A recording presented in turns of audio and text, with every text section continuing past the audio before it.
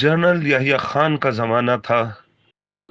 راولپنڈی میں جنرل صاحب کی پالیسیوں کے خلاف بہت بڑا جلوس جنرل صاحب کے گھر کی جانب مارچ کر رہا تھا۔ انتظامیہ میں کھلبلی مچ گئی۔ جنرل صاحب بھی پریشان ادھر ادھر ٹہل رہے تھے۔ انتظامیہ سوچ رہی تھی کہ اس جلوس کو کس طرح جنرل صاحب کے گھر تک پہنچنے سے پہلے منتشر کیا جائے۔ اس وقت راؤ رشید آئی جی پنجاب تھے۔ انہوں نے امیر جماعت اسلامی سے رابطہ کیا کہ کسی طرح اس جلوس کو روکنا ہے۔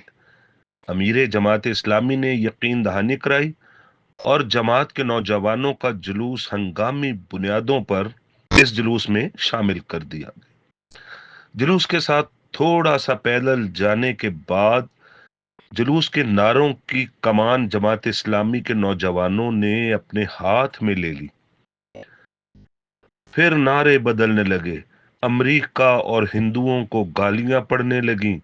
آہستہ آہستہ فحاشی کے خلاف نعروں سے جلوس کے شرکا کو گرما کر جلوس کا رخ موڑ کر راولپنڈی میں شراب کی دکانوں پر ہلہ بول دیا گیا۔ جہاں دکان ملی بس آگ لگا دی۔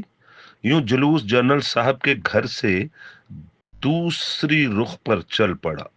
جنرل صاحب کے گھر اور خود جنرل صاحب کو بچا دیا گیا۔